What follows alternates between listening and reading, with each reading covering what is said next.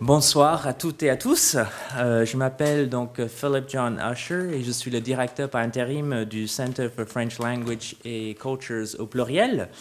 Et c'est pour moi un énorme plaisir et un grand honneur d'être là ce soir pour servir, pour moi en tout cas c'est l'image qui me vient à l'esprit, de sas entre votre vie quotidienne et ce riche et dialogique contre-espace qu'est la série Machine à écrire.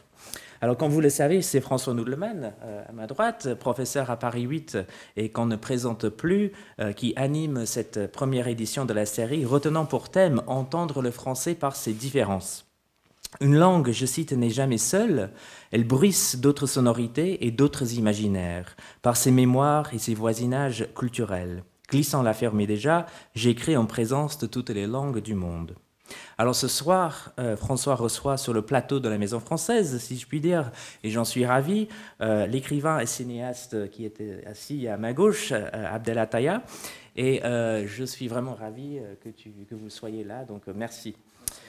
Et je signale en passant dans la salle la présence d'étudiants de premier cycle qui suivent donc un cours enseigné par Laurence Marie, qui est là peut-être qui est là, voilà, tout au fond. Voilà, j'ai mes mauvaises lunettes. Un cours donc dans lequel on lit les livres des invités de la série. Donc voilà, donc une belle soirée. Alors avant de terminer, je vous invite toutes et tous à revenir à la Maison Française donc cette fin de semaine pour notre Festival des 5 continents, co-organisé par le Centre de NYU et par l'Organisation internationale de la francophonie, donc l'OIF.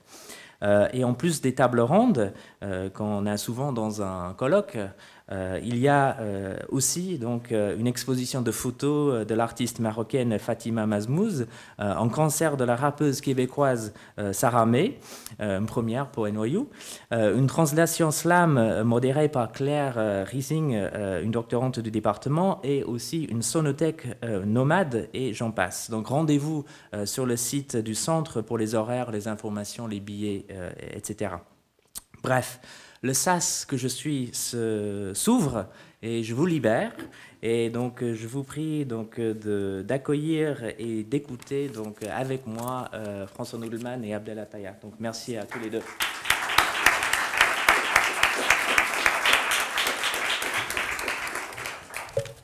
Merci beaucoup, Philippe, et merci à Abdel Attaya de venir ici à la Maison Française à NYU. Abdel Attaya a un lourd programme parce qu'il va ensuite visiter plusieurs universités, mais il nous donne la primeur. Et donc on va aujourd'hui parler de son rapport à la question de la langue, puisque c'est le sujet qui est traité dans Machine à écrire cette année. Alors, présenter Abdel Attaya, je le ferai rapidement en essayant peut-être d'éviter, je dirais, l'identification nationale ou culturelle habituelle, c'est-à-dire, bon, voilà, on pourrait dire que c'est un écrivain marocain vivant en France. On peut définir un certain nombre de thèmes, effectivement, de sa littérature, l'exil, l'homosexualité, le racisme. Je crois que ce serait passé à côté de ce qu'il est avant tout, c'est-à-dire un écrivain. Et en tout cas, pour moi, le bonheur de le lire, c'est celui d'une écriture, une écriture qui, justement, a une singularité, parce que on reconnaît l'écriture tout de suite d'Abdel Attaya, ses manières de représenter, d'imaginer, de chanter, je dirais aussi. Il a un style repérable non seulement dans sa galerie de personnages, pour ceux qui fréquentent sa littérature depuis déjà une vingtaine d'années, mais il y a aussi des intensités, intensité de la nostalgie ou de la mélancolie, intensité du désir, intensité de la violence aussi. Et son réalisme, je dirais, est toujours rehaussé par un goût de la langue, de la ritournelle, de la litanie poétique. En une vingtaine d'années, Abdel Attaya a écrit une dizaine de livres, surtout des romans, depuis Mon Maroc, qui est paru chez Séguier en 2000, en passant par L'Armée du Salut, qu'il a adapté et réalisé au cinéma en 2012, et jusqu'à son livre tout récent, qui est sorti il y a juste quelques semaines, La vie est lente. La Violente, hein, qui est paru au Seuil. Alors, dans cette série, Philippe Cher l'a rappelé, Entendre le français par ses différences, je reçois des écrivains qui écrivent le français en présence d'une autre langue, ou de plusieurs autres langues. Et je vais donc interroger Abdellah à partir de cette dualité. On pourrait parler aussi bien de complicité entre deux langues que aussi de rivalité pour lui entre le français et l'arabe. Il a étudié la littérature française à l'université de Rabat, puis à l'université de Genève. On parlait un instant de sa rencontre avec Starobinsky. Je le cite parce qu'évidemment, cette année a vu sa disparition. Et puis à la Sorbonne, avec une thèse sur le XVIIIe siècle, et plus particulièrement sur Fragonard. Alors, dans la promotion de ce qu'on appelle la francophonie, dont c'est la semaine new-yorkaise, l'usage de la langue française par des écrivains venus de cultures différentes est souvent présenté comme un dédoublement fécond. C'est une version parfois idyllique qui masque aussi, rappelons-le, l'inégalité entre les langues. Mais Abdellah, vous avez dit dans un entretien que vous avez appris le français par vengeance. Alors, on va peut-être commencer de manière un peu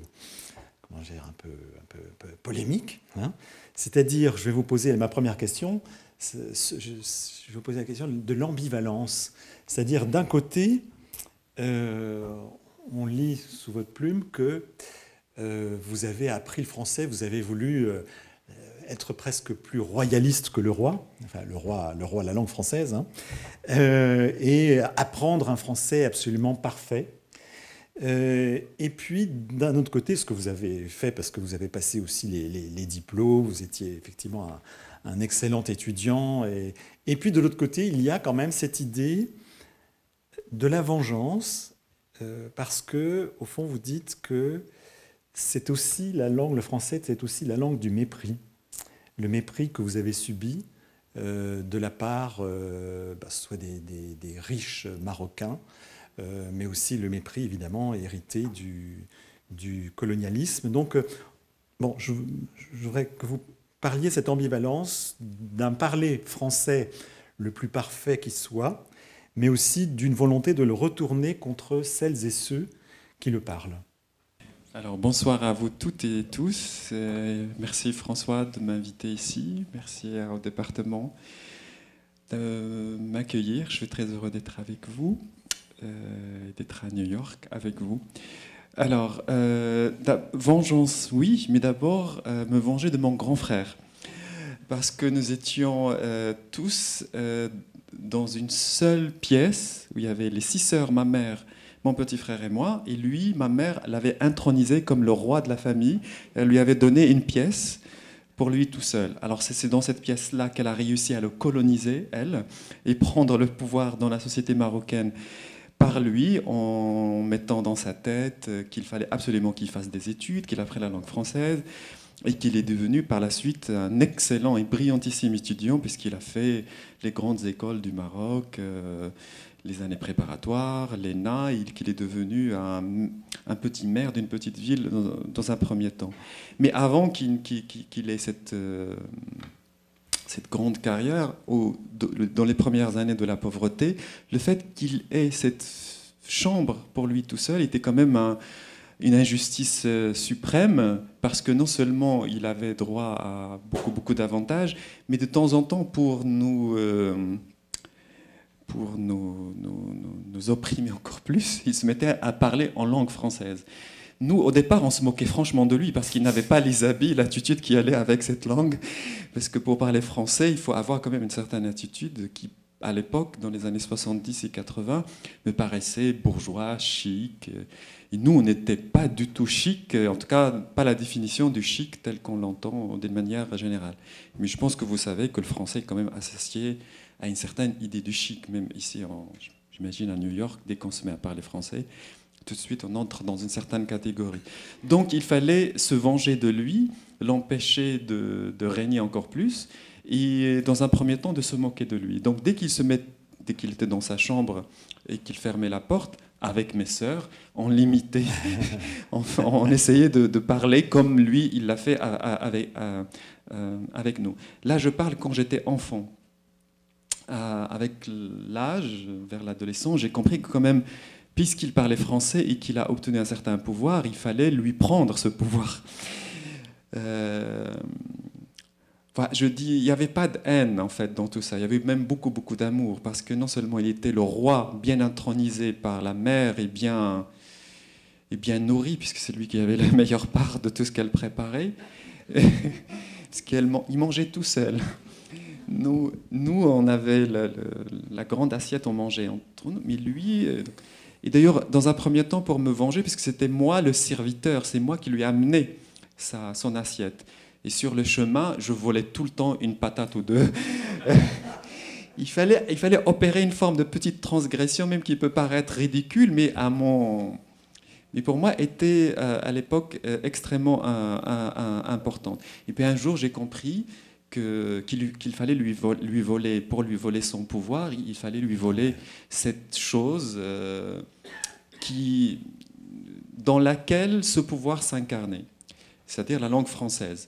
Mais à l'époque, je n'avais aucunement l'idée ni du colonialisme français et l'héritage que la France, l'héritage très compliqué que la France a laissé au Maroc, c'est-à-dire comment les riches Marocains ont presque continué une forme de colonialisme à l'intérieur même du Maroc, en séparant les Marocains entre eux, et que tout d'un coup, si on veut passer pour quelqu'un d'intéressant, on se met par les Français. Donc du coup, l'autre paraît plouc, pauvre, et vous paraissez puissant et heureux, et non seulement l'autre est plouc, mais il se met à vous vénérer live devant vous. Donc nous, mon grand frère, on le vénérait, on l'aimait, mais on se moquait beaucoup de lui. Donc mon rapport ambivalent à la langue française, il vient de là. Donc je savais où elle se situait. Cet homme, mon grand frère, j'étais au sens propre amoureux de lui, mais au sens propre. Oui, au sens propre. Parce qu'il a 20 ans de plus que moi. Donc il faut imaginer la présence d'un corps d'homme avec une moustache et tout ça, avec les odeurs d'un homme adulte. Et moi tout petit, 10 ans, tout ça, et j'étais totalement fasciné par ça, par cette masculinité et ce pouvoir et tout ça. Je voulais être ça. Lui, y compris dans le silence qu'il arrivait à nous imposer. Mais évidemment, pour détrôner quelqu'un, il faut être manipulateur, il faut être méchant, il faut être sorcier, il faut être, en tout cas, pas innocent du tout. L'ambivalence dont vous parlez et qui se manifeste dans ce que j'écris depuis quelques années déjà, pour moi, elle vient de là, presque dans un non-rapport à la France. Tout ce que je suis en train de vous raconter là, ce n'est pas... Parce que je n'avais aucune idée de ce que c'était la France. On était dans un milieu extrêmement pauvre, rejeté par le pouvoir. On était dans des batailles, comme des batailles de survie, la nourriture, quoi manger. Quand on se réveillait, on ne savait pas si on allait manger les 3 repas et tout ça. Et quand on a 11 personnes dans la famille, dans la même maison de 3 pièces, avec une personne qui est chargée de faire survivre tout ce monde, et les 2 hommes qui sont censés se battre pour faire l'honneur de cette famille étaient dans la déchéance. Le père fumait à longueur de journée et le grand frère faisait l'intellectuel en français. Mais ce n'est pas eux qui faisaient la bataille, c'était la mère. Et donc la mère avait besoin quand même d'un public assoudi et plus ou moins soumis, devant qui elle faisait devant qui elle jouait sa tragédie quotidienne. Non seulement elle la jouait, mais elle n'a cessé de la rejouer. Donc j'ai l'impression que quand j'écris, il y a ce pouvoir de ce gars-là dans sa pièce, le grand frère moustachu, et il faut se débrouiller pour le détrôner. Et il y a tout ce que disait ma mère de la vie, de la survie, de la tragédie d'une femme marocaine. Mais il ne faut pas le prendre dans le sens victimaire. Mais comment elle va y arriver? Comment la voisine qui va frapper à la porte dans 2 heures, qu'est-ce qu'on va lui servir comme discours qui va l'amadouer et la désarmer? Et ma mère aussi, heureusement pour moi, n'avait pas honte devant nous de détailler les stratégies. Qu'est-ce qu'on va lui dire? Qu'est-ce qu'on va lui dire à ces gens? Quand on va chez le marchand de légumes, qu'est-ce qu'on va bien faire pour qu'il nous donne 2 kilos de patates et 2 kilos de carottes, ce genre de choses. Donc vous voyez, et pour moi, c'était, je ne sais pas comment dire, c'était certes très pauvre et tout ça, très compliqué, mais c'était vécu d'abord dans une intensité invraisemblable, puisque c'est une voix qui parle tout le temps, forcément, elle vous impose son intensité et sa folie, et du coup, tout ça, vous l'intériorisez, et je l'ai complètement intériorisé assez tôt. Et ensuite, ça devient presque comme des aventures, parce que, dans le sens que des gens qui n'ont 11 personnes qui n'ont rien à manger, quoi qu'il arrive, il y a une forme de solidarité là-dedans. Puisque quand on a faim, on est je ne sais pas comment vous dire, il y a quelque chose d'animal et de humain qui crée le lien entre les gens. Et quand c'est dans la même famille, ce lien, il devient des aventures de la vie de tous les jours. Certes, des aventures compliquées et tristes, mais c'est des aventures assez importantes. Je reviens à la question de la langue. Donc vous l'avez détrôné, ce grand frère, puisque maintenant vous êtes un écrivain de langue française. Certains diraient même un écrivain français. Voilà. Et donc voilà, vous êtes désormais le maître du langage. Mais je ne voulais pas d'être. Quand j'étais petit, je ne rêvais absolument pas de devenir écrivain. C'est impossible de rêver pour la raison que je viens de vous expliquer. On ne peut pas tout d'un coup se dire je serai le prochain, je ne sais pas moi, Jean Genet, Marcel Proust, tout ça est très loin. Non, pour moi, le détrôner, c'était dans un premier temps entrer dans sa chambre en son absence, mettre ses vêtements, voler une partie de sa nourriture, fouiller dans ses livres. Et je n'étais pas le seul. Mes sœurs, par exemple, on savait à quelle heure il partait, à quelle heure il revenait. Mes sœurs, ma sœur Fatima, par exemple, elle lui volait ses jeans et ses chemises, elle les mettait dans la journée, elle les remettait avant que lui ne rentre. Ce qui crée une forme de mélange de genre et d'odeur. Voilà, pour moi, c'est quelque chose d'extrêmement important. Alors, je sais qu'on vit dans un monde complètement aseptisé, qu'il ne faut pas qu'il y ait les odeurs des gens, des corps et tout ça. Tout ça, c'est totalement impossible quand on a 11 personnes dans 3 pièces.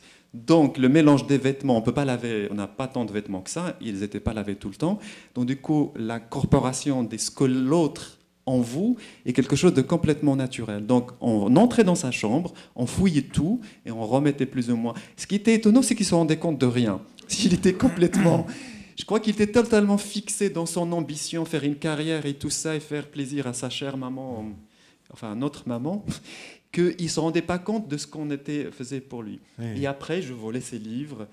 C'était ça pour moi. Je n'avais pas le désir de le détrôner d'une manière grande, intellectuelle ou littéraire. Oui. Mais en revanche, prendre cette chose qui s'appelle le français et cette chose-là, je dirais même pas la maîtriser comme lui, mais entrer là-dedans et voir, mais qu'est-ce qu'il y a là-dedans? C'est quoi ce truc? Pourquoi ils se mettent d'un coup les gens à parler cette langue? Et pourquoi ceux qui parlent cette langue au Maroc, ils ont plus de pouvoir d'office? Oui. Juste à partir du moment qu'ils parlent la langue, que les mots se mettent à sortir en français, que moi, alors que je n'ai aucune histoire avec cette langue, quelque chose en moi devient à la fois impressionné, ça m'impressionne, ça m'oblige à me soumettre. Et du coup, je me comporte en pauvre qui se soumet, je joue tellement bien ce rôle-là, et que ça devient presque du vide entre nous. Or, il ne fallait pas qu'il y ait le vide entre nous à cause de la langue française. J'espère que c'est un peu clair. Parce que donc, quand on a 12 ans, franchement, on ne peut pas rêver de devenir écrivain, encore moins en langue française. Peut-être pour d'autres mythes, mais pas moi. Moi, ce que je voulais, c'était juste d'abord entrer dans sa chambre, voir ce qu'il y a là-dedans, dormir dans son lit, extrêmement important. Parce qu'avec le temps, il a obtenu un peu d'argent, donc il a acheté une télévision. Donc on voulait voir ce qui se passait dans cette télévision. Donc pourquoi il ne pouvait pas le seul avoir Je parle de 1980, pour que ça vous situiez bien les choses. Hein. 1980. Donc tout le monde n'avait pas la télévision en 1980, certainement pas les pauvres. Et d'ailleurs même en France, hein, tout le monde n'avait pas la... Donc il a acheté la télévision, il a acheté le premier frigo, il a le réfrigérateur, il a acheté des livres, il a acheté... Donc toutes ces choses qu'il avait, nous, on voulait tout de suite les récupérer et les coloniser, ne pas lui laisser ses privilèges pour lui tout seul. Et je crois qu'on s'est bien vengé. Alors qu'est-ce que ça implique dans le rapport à la langue originelle ? On dirait langue maternelle, ou en tout cas originelle, parce que dans un livre qui s'appelle « Celui qui est digne d'être aimé », le personnage donc dit voilà, à 30 ans, je ne parle même plus l'arabe comme avant. Au téléphone, mes sœurs rient de moi. J'ai à présent un accent bizarre quand je parle cette langue. Donc il y a quand même une rivalité, une concurrence, un refoulé de la langue originelle. Comment vous avez vécu et comment vous vivez encore justement le fait que la langue originelle soit donc filtrée en quelque sorte par cette surlangue qui a été celle du pouvoir du français. Oui. Non, tout d'abord, c'est Ahmed qui parle là dans le roman. Donc c'est un peu moi, mais pas complètement moi. Moi, c'est complètement arabe. Hein. Donc il y a arabe marocain, pauvre, avec l'imaginaire arabe de ce quartier particulier qui s'appelle Haï Salam dans la ville de Salé, le rapport à la langue arabe, le rapport au corps arabe, le rapport à l'océan Atlantique, le rapport aux corsaires. Donc c'est ça l'imaginaire principal de ce que je suis. Quand j'arrive à la langue française, je ne fais que prendre cet imaginaire-là et l'imposer à la langue française. Je ne me sens même pas écrivain français, d'une certaine façon, même si j'ai fini par parfaitement, par maîtriser la langue, faire des études dans cette langue, avancer et tout ça. Mais quand tout cela est arrivé, c'était un peu trop tard pour modifier quoi que ce soit en moi et dans mon imaginaire, dans ma peau et certainement dans mon cœur. Arriver à la langue française, c'était, comme je l'ai dit tout à l'heure, arriver à une forme d'élévation sociale, parce que c'était ça le chemin pour arriver à quelque chose. Pas une forme de... parce que je vais arriver à la langue française, tout d'un coup, ça va révéler quelque chose de moi ou en moi. La langue française n'a absolument rien à révéler en moi.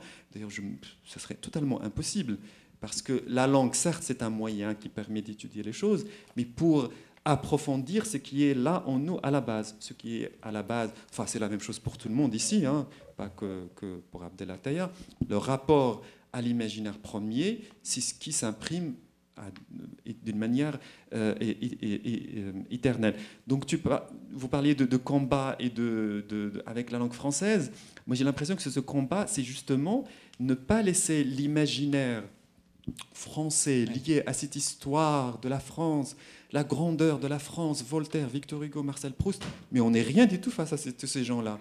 Enfin, quand j'ai appris qui étaient ces gens-là, donc tout le combat est de ne pas se laisser intimider par cette grandeur de la langue française et de l'histoire de la France, et oser y mettre quelque chose de moi, de mes sœurs, des odeurs de mes grands-parents, de la voix complètement folle et incontrôlable de ma mère, les possessions, tout cet imaginaire-là qui fait de moi ce que je suis. Parce qu'en fin de compte, la langue, je ne sais pas comment dire, il ne faut pas se soumettre devant la langue. Oui, bien sûr. Jamais, sinon il n'arrivera rien d'intéressant. Oui. Si je me soumets devant l'histoire de la langue française, ça veut dire que je serai de nouveau colonisé. Oui. De toute façon, on comprend bien à vous lire que de toute façon, la langue, ce ne sont pas des mots, mais ce sont des voix, hein, principalement. Et avec ces personnages, il y a de nombreuses voix narratives, des points de vue dans les livres d'Abdelataya, quand même régulièrement, donc plusieurs personnages qui se succèdent pour imprimer donc leur manière de voir le monde. Et vous avez une sorte de goût un peu pour la polyphonie hein, dans vos livres, hein, avec une multiplication donc des entrelacs d'histoires portées par ces voix-là. Parmi ces personnages, ça n'a pas mis longtemps pour arriver, évidemment, il y a le personnage de la mère, la voix de la mère, vous en avez parlé tout de suite avant même que j'évoque ce sujet. Même dans votre dernier livre, on sent qu'il y a une figure maternelle à nouveau dans un rapport assez intense entre bon, il faut le rappeler parce que tout le monde n'a sans doute pas forcément encore lu le texte, mais entre quelqu'un qui s'appelle Mounir et qui habite rue de Turenne et qui a au-dessus de lui une personne, donc Madame Marty, qui marche la nuit, fait beaucoup de bruit, et donc il y a un rapport d'une grande violence.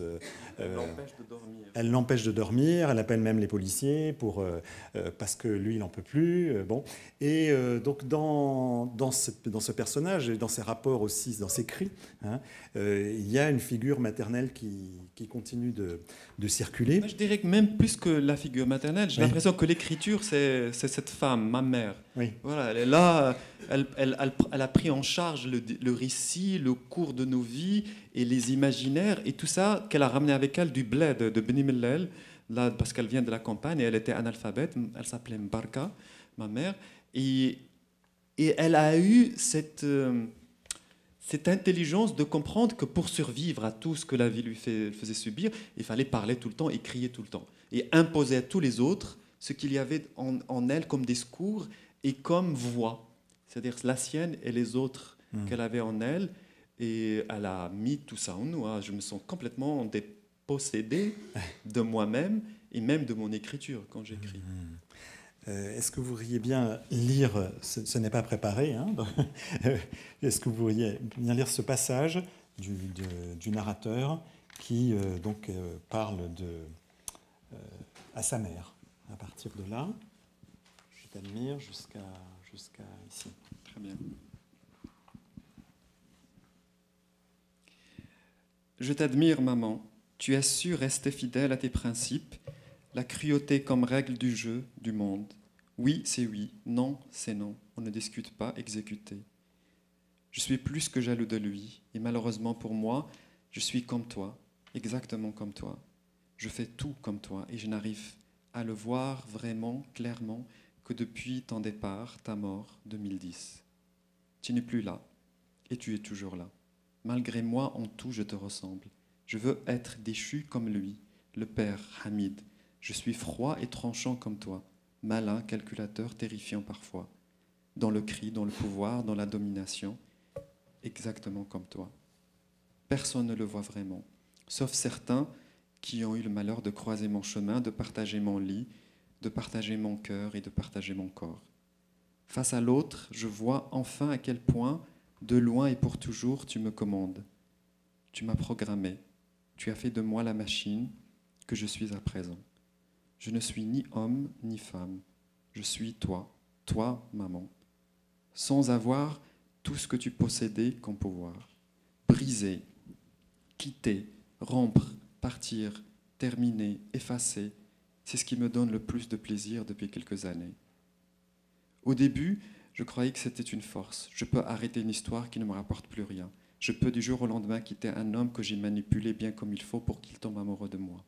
Je peux quitter un ami, rompre un lien, sans regret ni remords. Je peux être seul, seul. Je peux, oui, je peux. Là, à l'instant où je t'écris, je sais que ce n'est pas complètement vrai. Ce n'est qu'une fiction que tu as installée en moi et à laquelle chaque parcelle de mon corps, chaque parcelle de mon être continue, malgré moi, de croire fort, tellement fort. Tu as mis cela dans l'air que je respirais à côté de toi. Tu l'as mis dans ma nourriture, tu l'as mis dans mes slips et tu l'as mis même dans mes marcelles. Mais pourquoi moi? Pourquoi moi et pas les autres frères et sœurs? Pourquoi? D'eux, tous, je suis celui qui te ressemble le plus, qui a fini par observer à la lettre ta programmation. Pourquoi moi? Oui, dis-moi, dis-moi. Je sais que tu m'entends. Oui, les morts ne sont ni sourds ni aveugles. Tu reçois mes messages, j'en suis sûr. Tu entends ce que je dis, ce que j'écris, je le sais. Alors réponds, s'il te plaît, réponds à ma question. Pourquoi tu m'as choisi moi et pas Morad ou bien Fatiha? Pourquoi? Parce que je suis homosexuel? C'est ça? Merci beaucoup. C'est une relation d'amour-haine aussi à la mère, avec une grande violence qui est évoquée à travers des personnages, certes, hein, mais il y a notamment l'imaginaire rétrospectif du meurtre de soi dans le ventre de la mère. Il y a quand même une fiction qui est aussi très impressionnante ici, où l'enfant dans le ventre de sa mère entend qu'elle veut le supprimer parce qu'en fait, elle pense qu'elle va avoir à nouveau une fille. Et donc, cet enfant qu'elle considère comme surnuméraire, donc elle veut le supprimer. Et dans la fiction ici du personnage, il entend prévoir donc sa mise à mort. Et en plus, c'est redoublé. Donc il y a non seulement l'infanticide, mais c'est redoublé parce que le frère doit aussi aider à la mise à mort. Donc il y a non seulement un infanticide, mais aussi un fratricide, quoi. Donc il y a ici une charge d'amour et de haine qui définit au fond l'intensité de la relation interfamiliale, quoi. Je crois qu'on sait tous que la haine c'est l'amour c'est la haine, donc je ne vais pas expliquer ça, nous savons tellement bien à quel point ces deux-là s'entendent à merveille. En fait, ce dont vous parlez, c'est une sorte de mythe au Maroc qu'on appelle l'endormissement des enfants. Je ne sais pas si vous y croyez ou pas, mais c'est quelque chose d'extrêmement important comme mythe fondateur de l'imaginaire marocain. On raconte que les femmes peuvent arrêter la croissance du fœtus qu'elles portent et donc le réveiller quand elles veulent. Et c'est ce que essaye de faire ici, en tout cas dans ce roman, celui qui vient d'être aimé, la mère d'Ahmed. Elle a déjà assez de filles comme ça. Elle pressent que ce bébé qu'elle a dans le ventre, c'est une fille. Donc il faut le supprimer. Donc il y a quelque chose qui va le sauver, c'est que le grand frère, justement, il va faire un rêve, un cauchemar, où il voit la mère en train d'égorger le bébé. C'est ce qui va le sauver. Mais la mère, au lieu d'épargner à Ahmed ce récit, quand même des origines, elle lui raconte ça comme quelque chose qu'il doit savoir. Et tout ça ne lui revient d'une manière juste qu'à sa mort à elle. C'est seulement quand elle meurt qu'il se rend compte de tout ce qu'elle a installé en lui. Et donc du coup, au lieu de construire pour la mère morte, comme ça arrive souvent dans la vraie vie, un discours faux sur la mort, sur le mort, sur la morte, je pense qu'on remarque que dès qu'une personne décède, tout de suite, il faut faire des louanges. Tout de suite. Donc on construit presque autre chose qui n'a rien à voir avec la réalité de cette personne. Ahmed, dans la première lettre, en tout cas, de ce roman, il choisit l'inverse. Puisque la mort, c'est le moment de la vérité suprême, puisque c'est là où il y aura donc le jugement, etc. En tout cas, c'est le lieu où, pour nous tous, qu'on soit croyants ou pas, on est obligé de reconnaître qu'il y a quelque chose d'éternel, un lieu que nous reconnaissons tous, et à partir duquel on ne peut que parler d'une certaine façon. Donc, puisqu'elle est là-bas, eh ben, il va lui parler le langage digne de ce lieu-là, c'est-à-dire la vérité suprême. Et pour que la vérité soit dite, nous le savons tous, il faut y aller avec beaucoup de cœur, beaucoup de tripes, beaucoup de peau, beaucoup de sang, beaucoup de cris et beaucoup de violence. C'est seulement quand on arrive à saisir l'autre et lui dire les choses une fois, deux fois, trois fois, et ben, à cette mère qui n'a même pas le droit de mourir, d'ailleurs il lui dit ça, tu n'as pas le droit de mourir, puisque tu as commis cette faute impardonnable de mourir, et ben moi je vais faire ton procès. Et c'est ce qu'il commence par faire ça. Donc cette ambivalence donc, d'amour, haine et tout ça, c'est quelque chose qui... Je sais pas, ça fait de lui quelqu'un d'extrêmement redoutable, méchant Mais c'est la littérature. La littérature oui. aime ça et pousse vers ça, en tout cas moi ce que j'aime, voilà, donc ce que j'aime, ce que je suis, c'est qu'à un moment donné on ne peut plus faire semblant, on ne peut plus juste dire I love you, tout ce qu'on entend tout le temps, c'est-à-dire bonne journée et tout ça, voilà, cette répétition insipide de l'amour et des choses qui cachent la réalité de lien avec nous, puisqu'à un moment donné, la mort est arrivée. C'est le moment de se réveiller définitivement, avant qu'il ne soit trop tard. c'est ce qui arrive, en tout cas, à ce personnage. Je reviens à la question de la trahison quand même, et du rapport entre les deux langues, entre les deux cultures. Vous êtes parti du Maroc, vous êtes en Suisse et puis en France, vous vivez en France, et vous quand même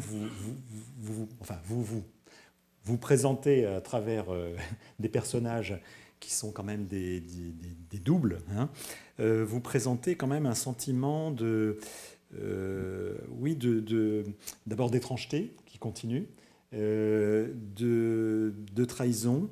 On sent que les personnages de Ahmed ou bien Mounir sont quand même toujours en situation un peu d'exclusion par rapport au milieu dans lequel ils sont, d'exclusion par rapport aussi à eux-mêmes.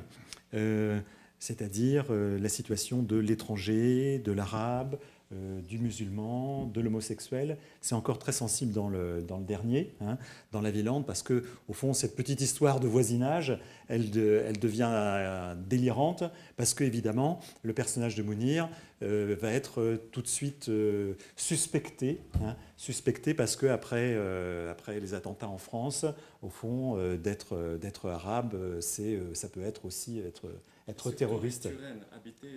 Surtout dans le 3e arrondissement. C'est-à-dire quand on se rapproche du pouvoir, forcément le pouvoir va vous juger autrement, il veut vous présenter d'une certaine façon. Oui. Voilà. Alors, est-ce que vous pourriez parler justement de cette question de l'acculturation, c'est-à-dire le fait que voilà, ce mélange en vous, dans votre expérience, de culture, de savoir, de langue, et comment il est vécu? Est-ce qu'il est vécu dans une espèce de tension permanente, d'exclusion permanente dans votre manière justement de vivre et d'écrire? Comment on va dire ça?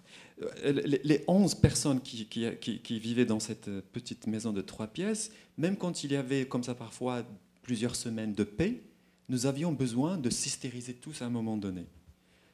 Parce que les corps, parce qu'ils sont l'un à côté, parce qu'on dormait tous par terre et tout ça, à un moment donné, puisqu'il y avait des choses qui ne se disaient pas, on inventait des prétextes et on se mettait tous à crier, on entrait dans une intensité à 11 personnes invraisemblables qui peuvent durer toute une journée, parfois même plusieurs jours, parce qu'il fallait subir les conséquences de ces disputes et de ces cris à 11. Donc le besoin, à un moment donné, de sortir de sa peau, de sortir du territoire qu'on vous a installé, le désir même de sortir de son corps est quelque chose que je comprends très très bien et qui me vient du Maroc parce qu'il y a cette idée de la possession. Il y a plein de gens qui sont possédés par des esprits, par les djinns et tout ça.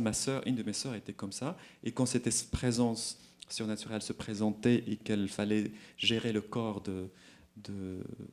possédé de la sœur, il fallait inventer quelque chose pour parler avec cette présence dans ce corps. Mais en tout cas, l'idée de ne pas rester dans le territoire, on vous a de force installé, c'est quelque chose qui traverse, à mon avis, je crois, tous les livres et qui traverse évidemment ma vie,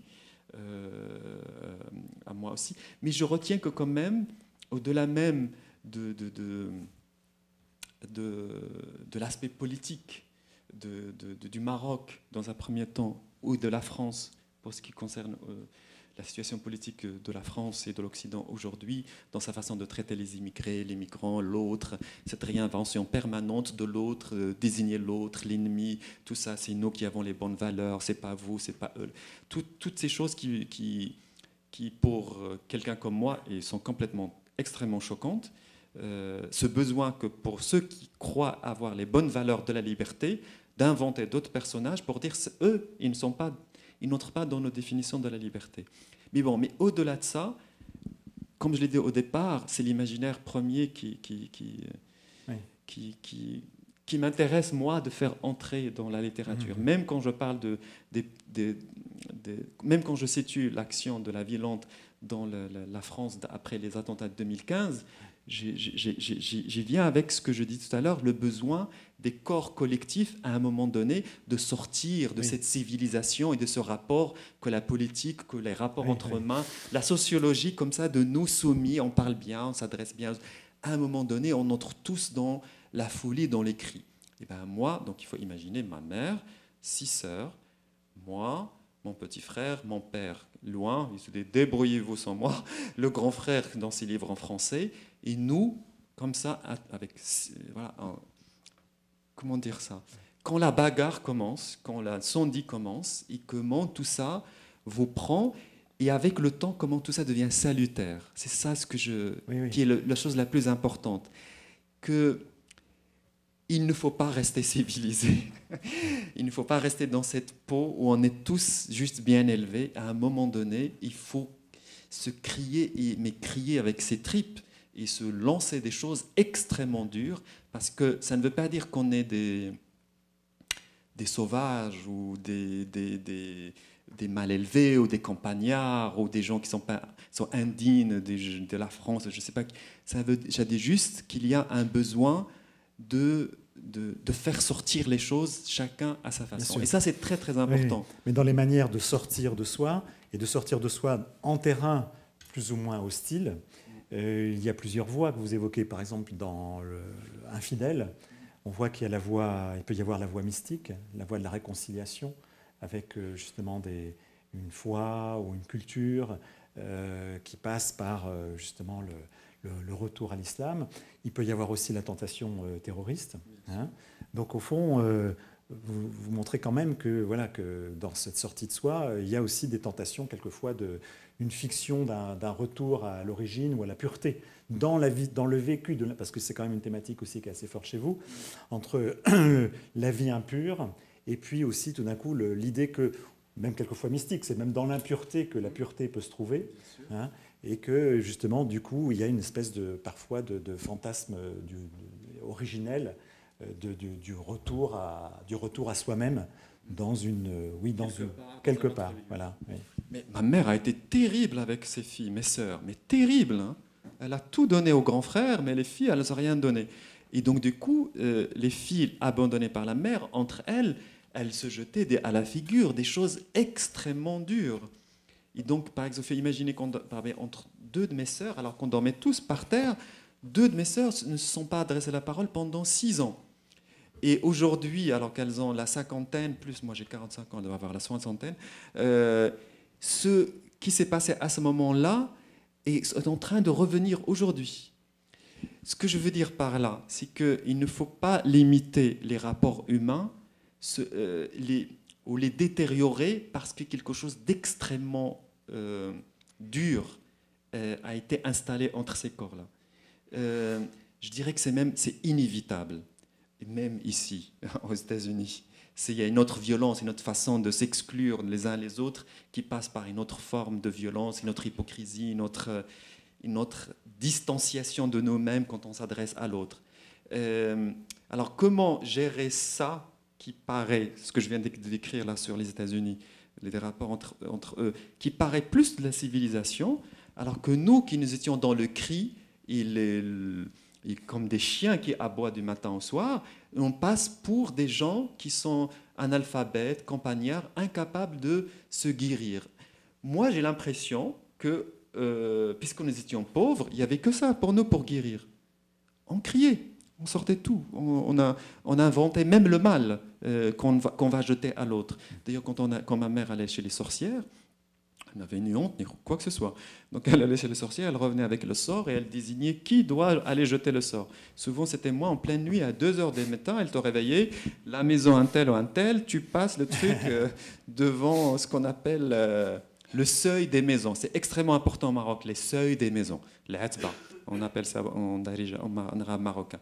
Parce que c'est là où tout se passe, le seuil de la maison. Donc vous voyez, donc c'est cette... je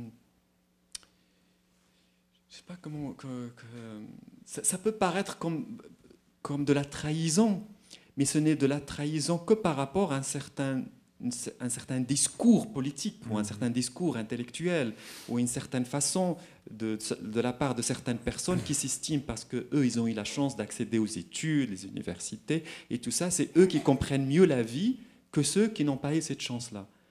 Or moi, s'il y a une chose dont je me rends bien compte, c'est qu'à un moment donné l'écriture va s'arrêter en moi, je n'aurai plus la capacité de le faire, et que à partir de cette humilité-là, je ne vais pas juger les autres qui n'en ont pas la capacité. Donc il n'y a pas de trahison, même si Peut-être mes frères et mes sœurs doivent se dire, mais tu n'as pas le droit d'écrire ça, tu n'as pas... Là. Moi, quand j'étais petit, on m'appelait... Mon surnom, c'était pas de cœur.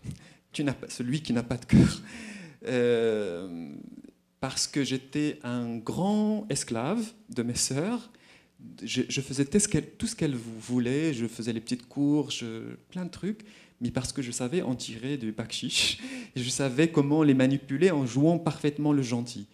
Mais il arrivait toujours un moment où tout d'un coup, il y avait quelque chose où je me transfigurais, où je devenais intraitable, infréquentable et dur. Tout d'un coup, elles n'avaient plus pris sur moi. Et la seule façon qu'elles avaient de gérer ce monstre en moi, assumé devant elles me disaient, mais tu n'as pas de cœur. Donc si trahison il y a dans mes livres, les origines remontent déjà avant même aucune carrière littéraire. C'est presque une anecdote, la carrière littéraire. D'accord. Alors dans ces langages dont vous parlez, langage littéraire, mais aussi le langage du corps, le langage du cri, il y a évidemment la sexualité. La sexualité qui est un langage pour vous. Vous avez une manière d'écrire la sexualité qui est aussi un trait de votre écriture. Je crois que d'ailleurs c'est peut-être une des choses les plus difficiles à écrire, la sexualité. En littérature, il y en a très très peu qui réussissent quand il y a une scène sexuelle à décrire. Bon, je sais pas, j'ai l'impression qu'il y a peu de modèles réussis. Baldwin, par exemple, il arrive sans doute un des meilleurs. James Baldwin. Mais vous avez un talent pour vraiment, sans voyeurisme, entrer vraiment au cœur de la sexualité. C'est quand même, je crois, une marque... je vous ai dit que j'ai dormi avec mes sœurs par terre pendant 15 ans. Et nous étions 9 personnes dans 10 mètres carrés. Donc forcément, 6 sœurs, ma mère. Donc forcément, ce qui est émané de ces corps, leurs histoires, leurs vibrations, forcément était là. Était là, on the table, si je peux dire. Mais il n'y a pas que la promiscuité familiale dans vos livres. Mais c'est important quand même, ça, d'avoir... De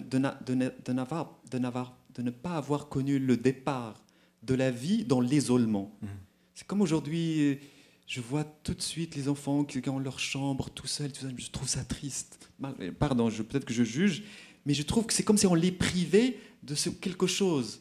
C'est quand même l'être l'un côté de l'autre, le toucher, le respirer, le lécher, tout ça, de manger avec lui, manger avec la main, tout ça, sentir les odeurs, la sueur, tout ça, ça me paraît extrêmement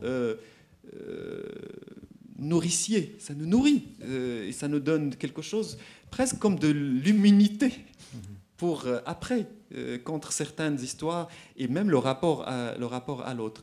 Et je vous laisse imaginer qu'elles étaient plus âgées que moi. Donc mes sœurs, il y avait 6. Je vous laisse imaginer 6 sœurs qui ont leurs règles chaque mois, déjà. Des règles très douloureuses, par exemple. Il fallait gérer ça, les règles de mes sœurs.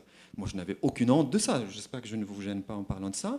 Mais c'est quelque chose qui était totalement naturel. Et en plus, à l'époque, il faut imaginer les pauvres, les femmes pauvres qui n'ont pas le moyen Et c'était quelque chose il n'y avait pas de gêne devant ça. Alors qu'aujourd'hui encore, en Occident, parler des règles des femmes, ça paraît comme si on parle, mais cachez-moi ça, je ne veux pas parler de cette chose des femmes, cette saleté des choses.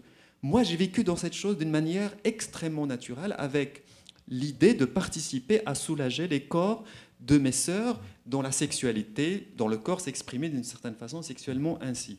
Notamment, je me souviens de cette chose, c'est qu'il fallait, parce qu'elles avaient tout le temps mal là. Donc, mais je ne sais pas pourquoi, et donc il fallait, elles étaient par terre, et moi derrière elles, il fallait que je mette mes pieds dans les reins, il fallait que je pousse. Je ne sais pas pourquoi, mais ça leur faisait plaisir. Il fallait... et autre chose, il y avait comme ça des grosses pierres, des galets, enfin des galets immenses. Nous avions 2 galets. Les galets, c'est ça ? Les trucs qu'on trouve sur la plage, sauf qu'ils étaient des galets vraiment... Et on les réchauffait, on les faisait chauffer, et après on leur donnait ça, et elles s'asseyaient dessus, et c'est cette chaleur-là qui les guérissait. Cette idée, guérir par la chaleur, guérir par le feu, comment le corps qui est malade, qui n'est pas moi je suis pédé en plus, comment je vais aider un corps hétérosexuel de ma sœur, c'est quelque chose qui me paraissait complètement naturel. C'était comment s'occuper du corps de l'autre. Et encore plus le corps qui est comme le tien, comme le mien.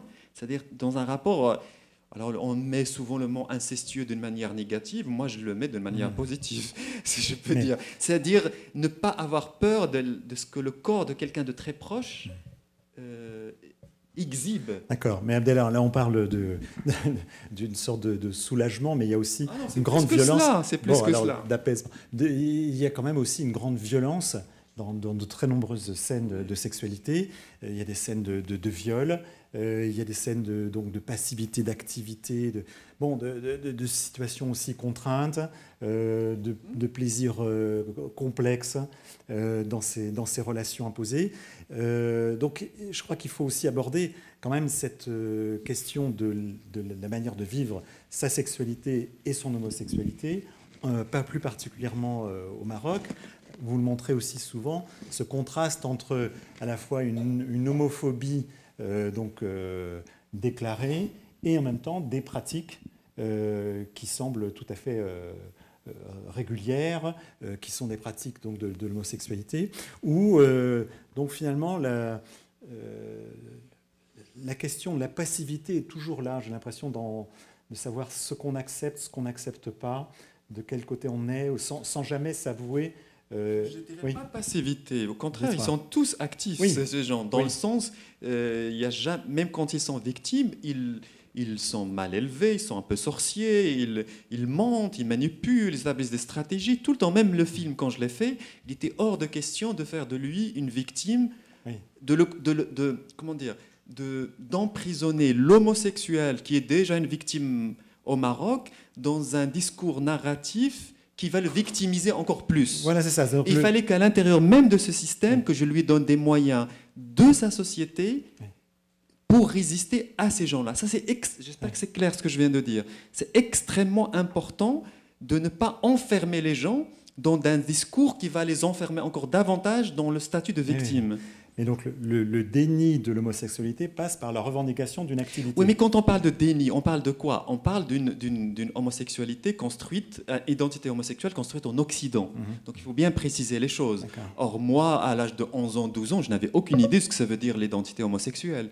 Je savais que j'étais attiré par les hommes, ils savaient qu'ils voulaient me faire baisser le pantalon, ils le faisaient, il faisait entrer plein de choses en moi que la famille savait, mais ils ne pouvaient pas intervenir. Et donc, ils m'ont plus ou moins laissé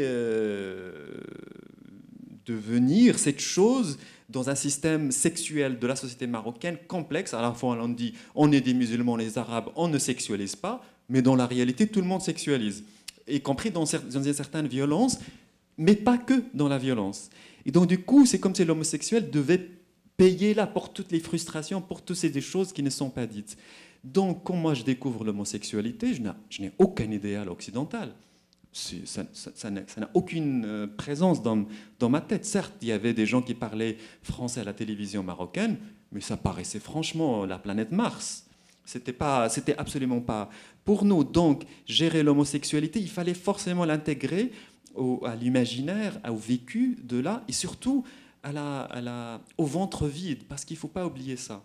Les ventres vides, entre nous, ça nous reliait. Et donc j'avais beau être homosexuel, j'étais comme eux. J'avais le ventre vide, moi aussi. Et ça lie beaucoup plus que l'identité sexuelle. Je sais pas comment dire, quand vous avez été... je sais qu'aujourd'hui on a plein de nourriture, mais... moi, j'ai vécu quand il restait des morceaux de pain. Ma mère, elle avait une sorte de casier qu'elle fermait à clé. Le sucre était fermé à clé parce que le sucre était très, très, très cher. Et quand il n'y avait pas de bonbons, il n'y avait pas de yaourt, il n'y avait pas de confiture, il n'y avait rien de tout cela.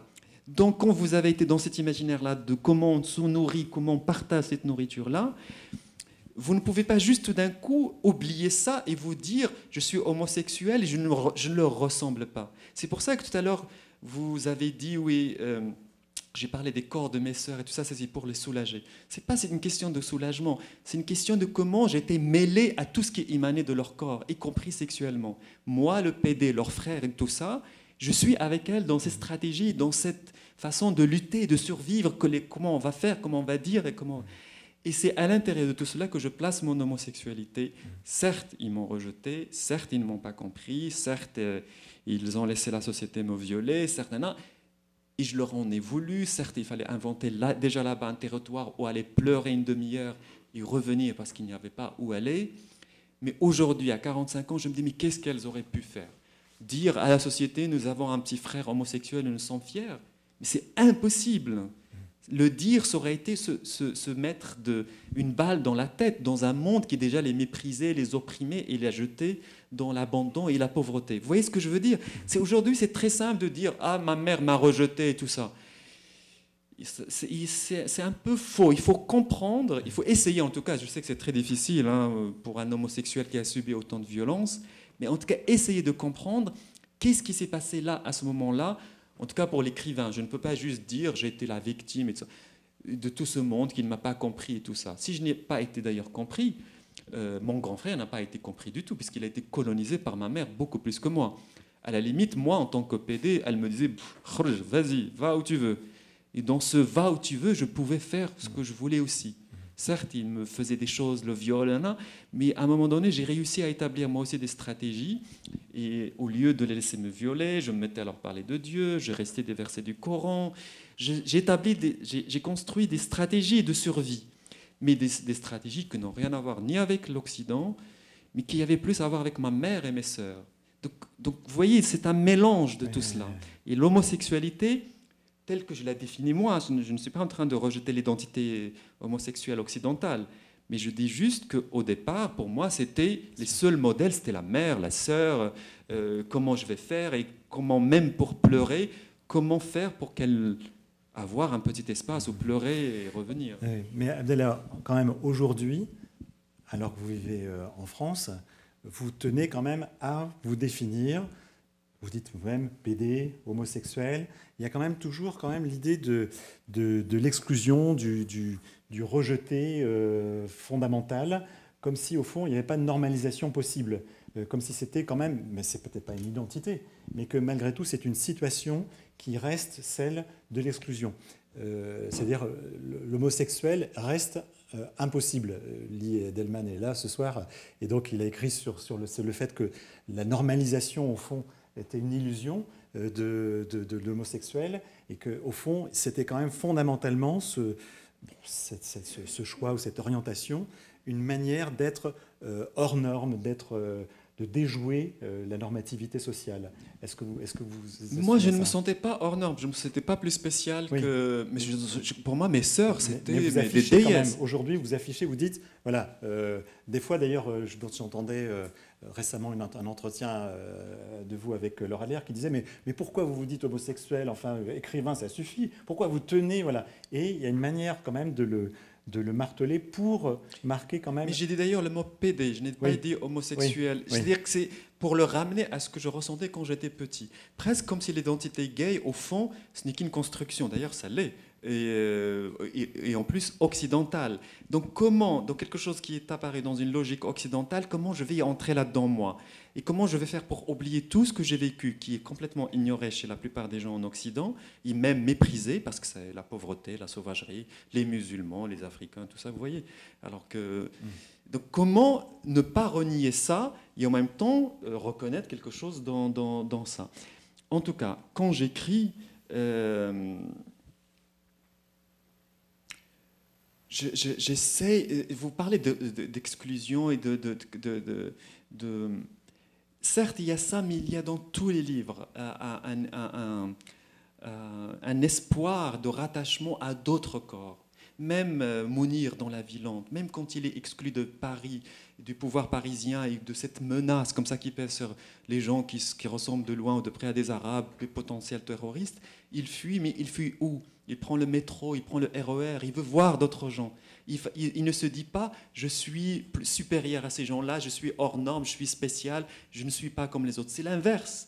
Il fait tout le temps ce retour vers les autres. Il veut voir les autres, être au milieu des autres, s'asseoir à côté des autres et les toucher. Donc vous voyez, il ne va pas dans un coin ou dans un petit ghetto, ce petit ghetto que le monde prépare pour les gays et tout ça, parce que comme ça, il peut bien les contrôler, il veut dire « ah, ils sont spéciaux ». D'ailleurs, je ne me sens pas du tout spécial. D'ailleurs, même dans mon écriture, je l'ai dit au départ, je n'écris pas seul, la mère est là, les corps des sœurs est là.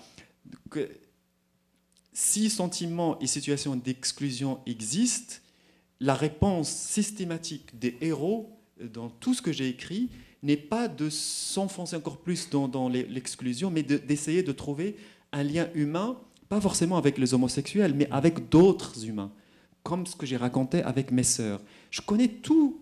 Je suis le data, si je peux dire, comment dire, la mémoire d'un ordinateur, le hard disk, le noyau dur. Je suis le noyau dur de toutes les histoires d'amour et sexuel de mes sœurs, et de cris de ma mère. Donc vous voyez, je ne peux pas, quand j'écris, me dire seulement moi j'ai été exclu, ou j'ai été violé, ou j'ai été martyrisé ou violenté. Je me souviens de tout ce que le monde leur a fait à elles aussi. Donc c'est extrêmement important pour moi de me rattacher, moi, encore une fois, à elles, et donc du coup au monde. Donc même s'il y a beaucoup de désespoir dans ce que j'écris, je sais que ça peut être fatigant, un gars qui est éternellement et résolument dans le désespoir. Mais c'est un désespoir qui est assez curieusement comme celui dans lequel nous étions tous. Vous savez, on était 11, il n'y avait rien à manger, il n'y avait rien à faire. Il faut imaginer juste l'air. Ces gens qui sont là, qui attendent. Et à un moment donné, il reste que la solution de la malhonnêteté. Qui va voler, qui saura aujourd'hui supplier le mieux, le boucher ou bien le marchand de légumes. Pendant des années, la vie, ça se résumait à ça. Donc comment voulez-vous que je sorte de ces stratégies? Et de dire que pour construire mon identité gay, je vais la rattacher à quelque chose d'intellectuel. Même si je voulais le faire, ça restera de la théorie. Ce qui reste de la concrétude, si je peux dire, c'est cette personne qui est devant moi, comment je vais faire pour avoir telle ou telle chose. Je sais que ça donne de moi une image négative, mais c'est pas grave. Bon, Abdellah, malheureusement, le temps passe trop vite. J'aurais tellement de questions à vous poser, mais je vais terminer parce qu'il faut aussi que la salle les publics puissent vous interroger. Je voulais juste évoquer le fait que dans le face-à-face ou dans le miroir entre l'arabe et le français, entre le Maroc et la France aussi, il y a une position de tiers, il y a un espace tiers qui est l'Égypte.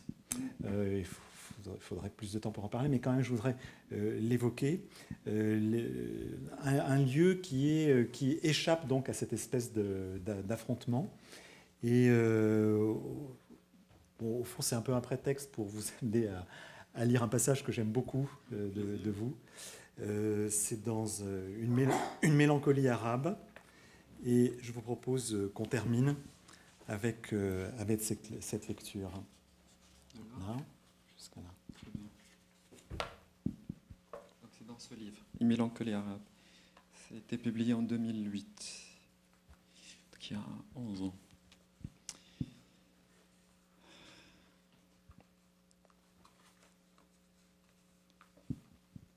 J'avais passé toute la journée, une bonne partie de la nuit, au mausolée de Sayyida Zinab.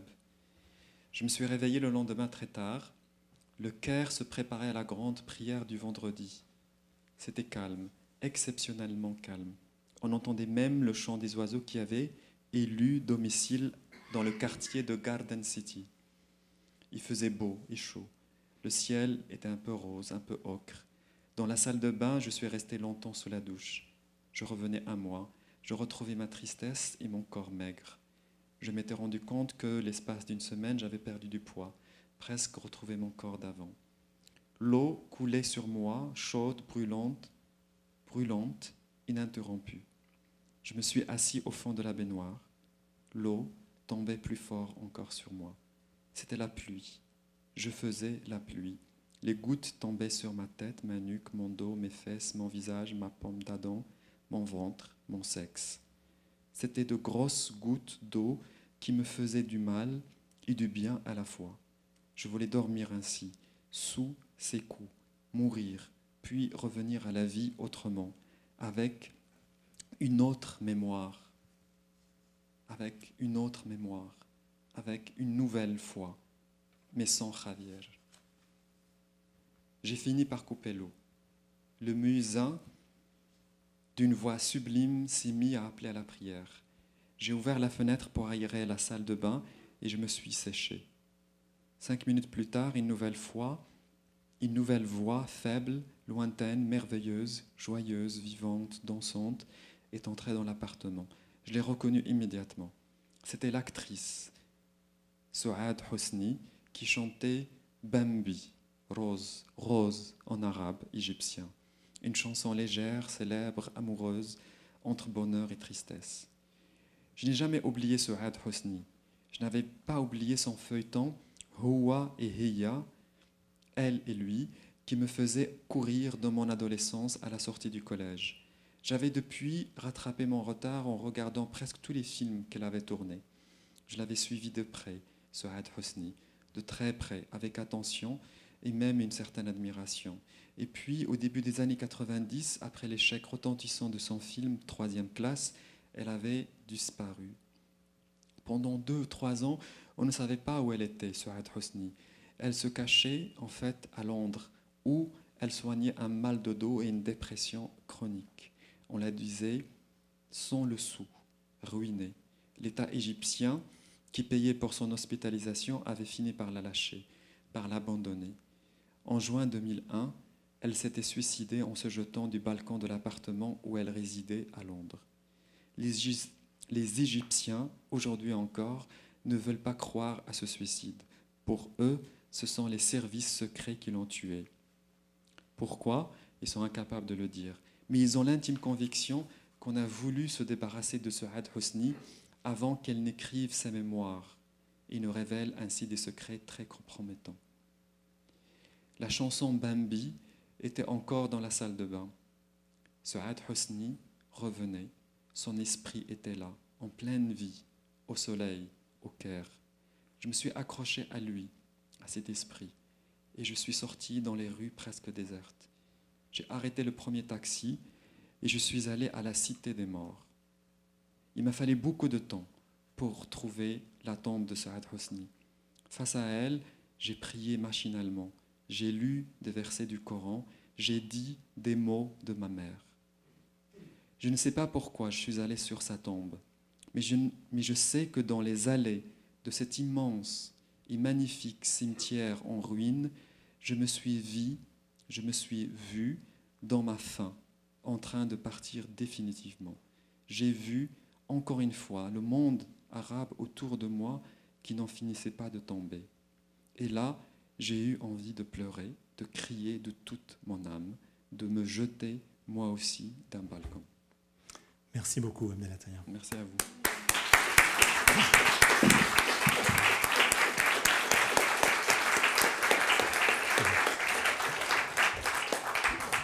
Bien, c'est le moment des questions. Emmanuel Hertel. Oui, ils ont traduit 3 de mes livres. Le roman qui a obtenu le prix de Florges, Le jour du roi. Ils ont traduit un livre collectif que j'ai fait qui s'intitule Lettre à un jeune Marocain. Et ils ont traduit Impayé pour mourir. Ça a traduit 3 livres en arabe.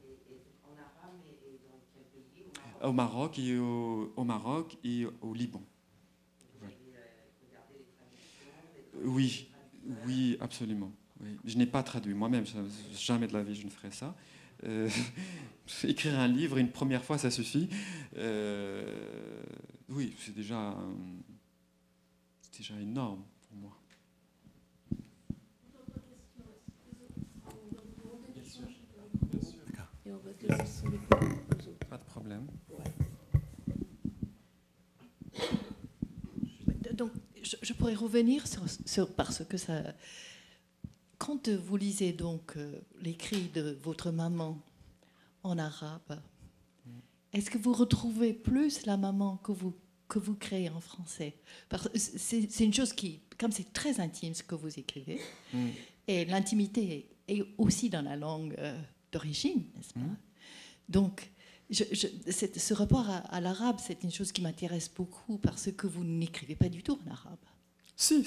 J'ai étudié, j'ai fait toute ma scolarité en langue arabe jusqu'au baccalauréat. Oui, mais votre fiction est en français.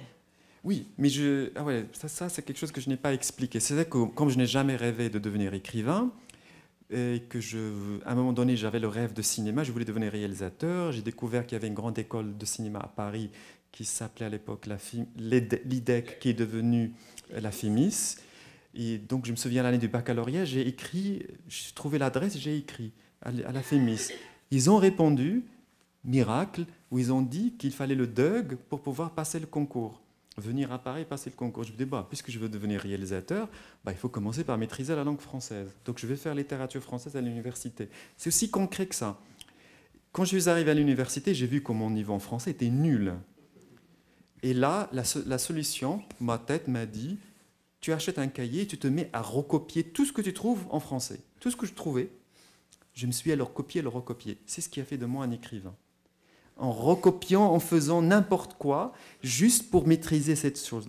Donc je n'ai pas l'impression que je suis, même aujourd'hui en tant qu'écrivain, dans une programmation d'écrivain. D'ailleurs, je n'écris pas à partir d'autres livres. J'écris à partir, en revanche, et là vous avez raison, à partir de l'intensité de la voix de ma mère.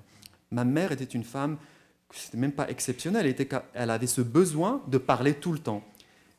Mais par bonheur, tout ce qu'elle disait était formidablement intéressant. Ça nous lassait, ça nous fatiguait, ça nous saoulait tellement. Mais aujourd'hui, dès que je me suis mis à écrire, j'ai compris la capacité qu'elle avait à retranscrire la réalité, à la transformer en récit, à la dire, à la redire, et la redire, et la redire, y compris quand il y avait des choses pas bien, et compris que quand il s'agissait de faire du mal aux autres, elle faisant le mal aux autres.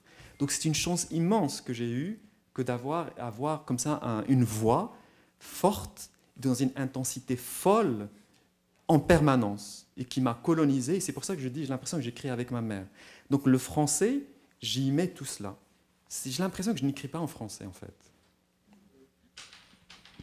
Je ne sais pas si ça a du sens pour vous, mais au fond de moi, c'est le sentiment que j'ai.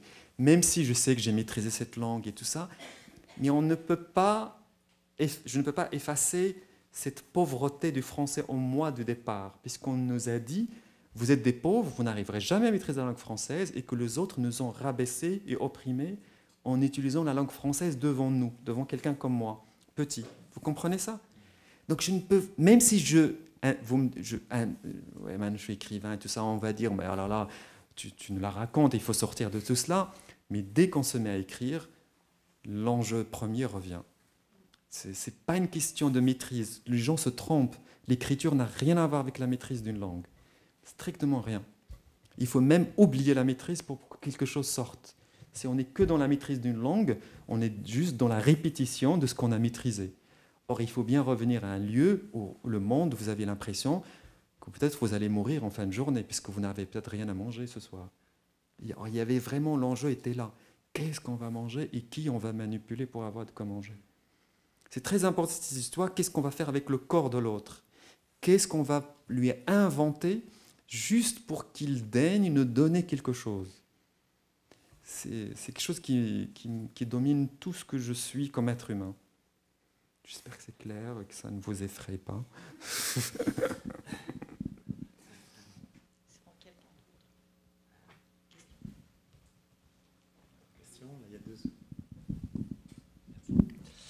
Et justement, en parlant de vos études à l'université, de le rapport non seulement à la langue, mais à la culture, je me demandais pourquoi le 18e, qu'est-ce que ça vous évoquait dans l'imaginaire de la culture française, quels éléments vous intéressaient à ce moment-là dans ce que vous découvrez de la culture française? C'est ce que je racontais tout à l'heure à François, c'est le hasard total.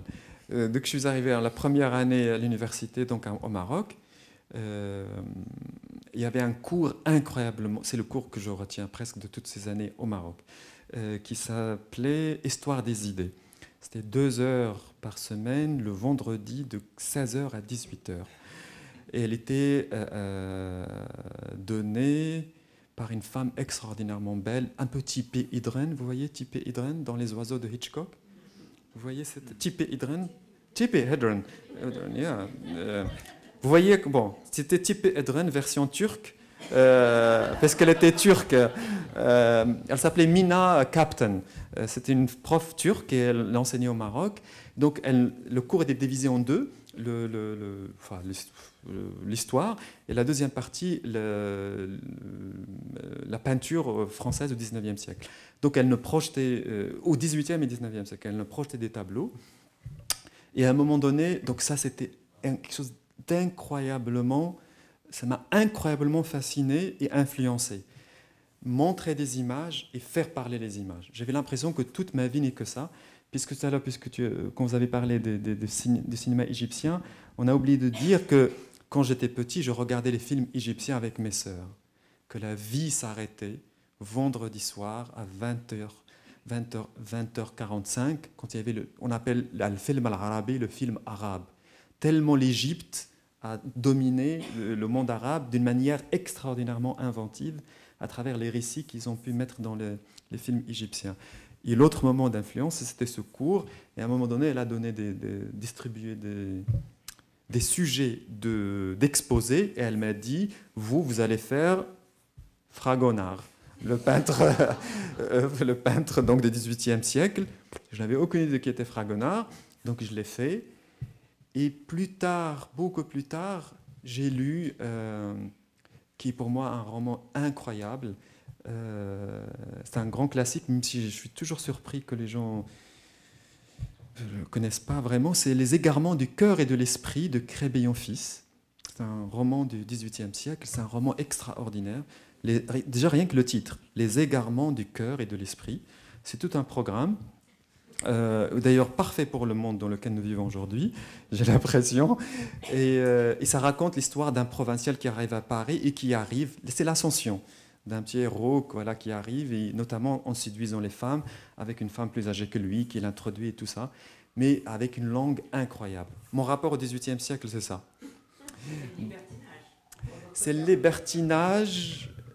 Non, c'est être... Non, je pense, si je devais faire un rapport avec ma vie au Maroc, ce que je vous raconte depuis tout à l'heure, c'est cette absence de morale. C'est qu'à un moment donné... C'est-à-dire on est tous enfermés dans des discours politiques de notre époque qui exigent de nous qu'on se comporte de telle ou telle manière, sinon on est exclu, qu'on soit à la hauteur de ça ou pas ça. Ça ou ça, non. Enfin, vous voyez de quoi je parle. Alors que quand on est dans la vie, on sait très bien la survie, notre survie passe par des biaisements, si je peux dire, par des transgressions quotidiennes. On vole, on ment, on manipule, et personne n'est intéressé par ça. Il faut qu'on le fasse et qu'on le taise. Quand on était pauvre, c'est pas l'honnêteté qui remplissait les ventres. Il fallait à un moment donné se débrouiller avec la réalité imposée à nous. Comment on va convaincre ? Quand le riche, il est là devant vous et qu'il en plus, non seulement il fait le riche, mais que de vous il exige que vous fassiez le pauvre, ma mère lui disait, mais donne-moi tes pieds, je les baisse d'abord avant de passer aux mains. Vous voyez cette idée de toujours...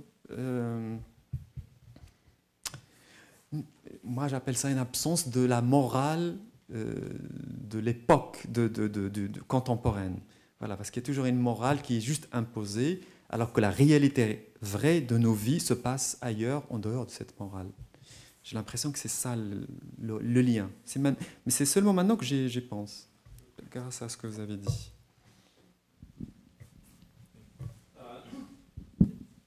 Vous parlez beaucoup de votre enfance, de cette fin et de la manière dont, dans le fond, elle vous conduit à manipuler, à mentir. Alors, est-ce que c'est quelque chose que vous sentez encore ? Je veux dire, moi, aujourd'hui ? Oui. Est-ce que ça a un rapport avec votre écriture, avec ce que vous écrivez ? Parce que vous en parlez beaucoup, c'est fascinant. J'enseigne en ce moment Germinal et je pense qu'il y a tous ces enfants, effectivement, qui vivent ensemble, qui ne savent pas s'ils vont manger le soir. Mais alors, comment ça se traduit dans votre expérience actuelle ? Qu'est-ce qu'il en reste ? Je ne sais pas comment dire. Quand ma mère, quand elle allait frapper à la porte et qu'elle jetait aux voisines qu'elle la détestait toutes, mais elle avait ce besoin d'aller frapper, de vomir tout ce qu'elle avait contre elle, elle revenait et et elle détaillait ce qu'elle leur avait dit, le mal qu'elle leur avait jeté. Elle n'avait pas honte. Et après, elle est revenue une deuxième fois, alors qu'elle venait à peine de l'accomplir, ce discours du mal. Elle ne le racontait, et juste après, elle mangeait. Ça lui donnait de l'appétit. D'ailleurs, ma mère, c'est une femme qui mangeait alors qu'elle avait l'hypertension.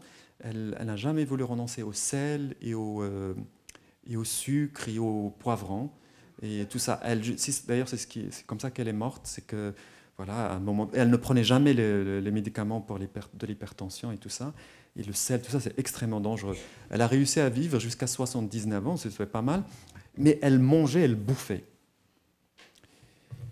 Voilà, je crois que ça dit. Ce n'est pas parce qu'on est dans une version gentille de nous-mêmes qu'on arrive à survivre. Il y a la version officielle de ce qu'on doit être et il y a une stratégie de ce qu'on a. Personne. Oui, c'est comme dans le film Some Like It Hot, Nobody's Perfect. C'est ça, ça se termine par comme ça. C'est ça. Non, sauf que là, c'est un truc sur l'idée de la sexualité. C'est-à-dire, il enlève la perruque, et donc l'autre se rend compte que Jack Lemmon est un homme, et l'autre lui dit « Nobody's perfect ». It's so true. C'est tellement vrai, et je pense que la littérature est faite de cela. D'ailleurs, la littérature est plus faite de... Comment on se rapproche du mal. Pour moi, c'est quelque chose qui me... Comment, quand on est censé incarner le mal, comment on se débrouille? Parce que j'étais censé incarner le mal, mais c'est un mal qui les attirait tous et qui les autorisait à vous violer.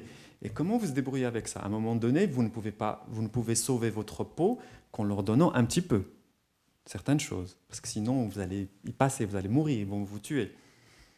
Vous voyez, donc c'est toute une négociation. Et comment ces négociations et ces stratégies que vous établissez finissent par devenir quelque chose qui vous domine? On ne peut pas sortir de cela, même à Paris, évidemment. À Paris, rien que pour renouveler sa carte de séjour, quand on est émigré, ce n'est pas parce qu'on est honnête qu'on vous la donne. Et la policier qui attend tout de suite, vous savez qu'il faut donner certaines versions de la réalité, sinon l'expulsion. Donc vous voyez, donc, entre la vérité qu'on est censé trouver en Occident et tout de suite le traitement qu'on nous inflige, notamment à travers des choses très concrètes, les papiers, trouver un logement, le travail, même quand j'étais plusieurs fois babysitter, toutes les mères, tout de suite elles me disaient « mais je ne vous déclare pas hein. ». Toutes, c'était des bourgeoises qui pouvaient me déclarer, c'est-à-dire ce qu'elles me payaient. Vous voyez, je connais le nombre de gens, et il y a plein d'Égyptiens sans papier à Paris qui font les travaux dans les appartements, mais tous sont sous-payés parce que tout se fait dans le noir. Vous voyez, donc c'est un exemple banal ce que je viens de dire là. Mais la littérature est quand même faite de cela. On ne peut pas rester dans une version officielle parce que c'est la version dominante de l'époque, médiatiquement parlant, ou bien éthiquement parlant, ou je ne sais quoi. Je ne sais pas. Il faut courir et pleurer, revenir et leur raconter des mensonges. Et espérer qu'une forme de vérité va arriver. Deux questions. Oui, merci.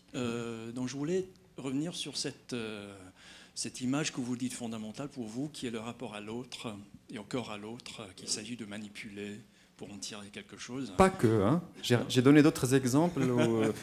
Mes sœurs que j'aidais quand elles avaient des problèmes, ma mère, l'aider pour trouver de quoi manger. J'ai donné les deux choses. Hein. Il ne faut pas me réduire seulement à... Ben non, je crois que j'espère que j'ai donné les deux exemples. Hein. C'est très important. Et ma question, c'était donc par rapport à ces différents exemples, alors, comment est-ce que vous envisagez le rapport au lecteur? Non, je vais peut-être vous choquer, mais pour moi, je ne pense pas au lecteur. Mais ce serait impossible de penser au lecteur. Mais quel lecteur qu'est-ce qu'il faut que je lui donne, tel lecteur et pas tel lecteur? Parce que chaque livre que j'ai publié, j'ai entendu les choses les plus contradictoires des gens. Chacun me dit ça, l'autre me dit ça, l'autre dit ça, c'est ton livre est nul, l'autre trouve que c'est le meilleur livre que j'ai... Donc, vous voyez, je suis obligé de ne pas les croire, en tout cas pour essayer de survivre à quelque chose que je trouve vrai en moi. C'est cela qu'il faut que j'écoute. Le plus important, c'est ce que j'ai dans ma tête, moi, pendant que j'écris. Il ne faut pas respecter les lecteurs. Je crois.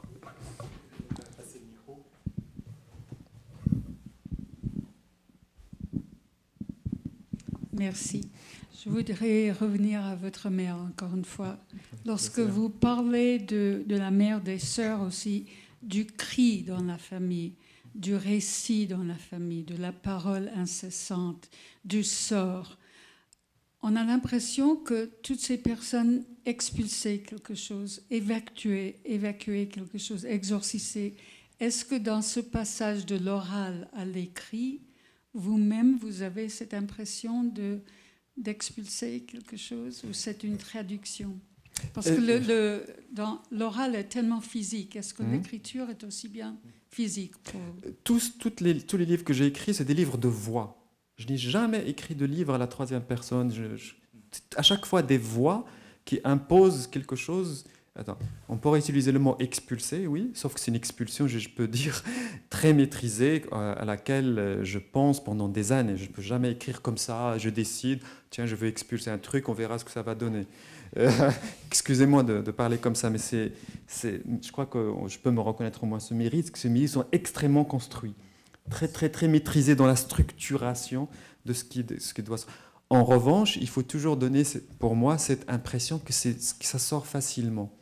Ça sort, que le lecteur, il lit ça, il coule avec moi dans tout ça, même qu'il se noie avec moi, qu'il entre dans cette hystérie, dans ces voix, c'est très important.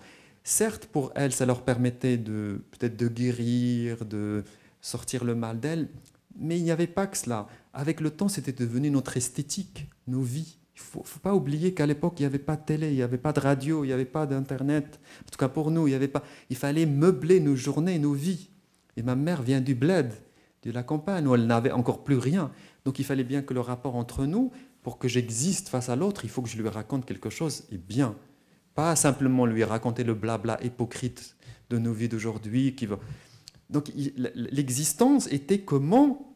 Par exemple, je me rappelle quand il y avait des gens qui débarquaient de chez nous à l'improviste tous les 5 ou 10 ans de la campagne, sa famille à elle, ma mère, là, toute la nuit, elle ne dormait pas. Elle leur faisait le récit de toutes ces années où ils ne se sont pas vus. Et moi, j'écoutais. Ce n'était pas de n'importe quoi. Il fallait être à la hauteur face à l'autre. Et c'était ça la dignité humaine. Je pense qu'elle était pas jugée, elle était à cette hauteur-là. Face à l'autre, le considérer, c'est lui raconter les choses. Pas de lui dire « I don't know » ou je ne sais pas quoi, et rester dans les approximations. Donc cet art du récit, c'est quelque chose qui n'était pas seulement pour l'expulsion ou pour la guérison. C'était une façon d'habiter la vie et le monde, je crois. Et exactement, inventer, mais à partir de quelque chose de très... Elle n'inventait pas de la fiction. On était dans quelque chose qui est très concret par rapport à nos vies, ce qu'on vivait, ce qu'on a vécu, sur lequel elle revenait une énième fois pour ces gens, mais en les présentant d'une certaine façon. C'est de l'écriture, pour moi en tout cas. C'est aussi simple que cela, qui se passe d'une manière orale. Alors je sais qu'aujourd'hui, les cultures orales sont déconsidérées, nanani, nanana. Ça fait pauvre, je veux dire, quand on parle même, ça fait presque folklore. On dit, le folklore marocain, les conteurs à Marrakech de la place Jamal el-Fna. Ça me fait très très mal quand j'entends tout ça. Ça dit juste que l'arrogance de la modernité par rapport à des gens et une façon de comment eux ils se débrouillaient avec la vie et les récits de vie. Tout le monde n'avait pas accès aux livres, tout le monde n'avait pas accès aux universités. Donc il fallait bien, quand on est face à l'autre, comment l'honorer. Je crois qu'on peut en rester là et remercier encore. Merci beaucoup à vous.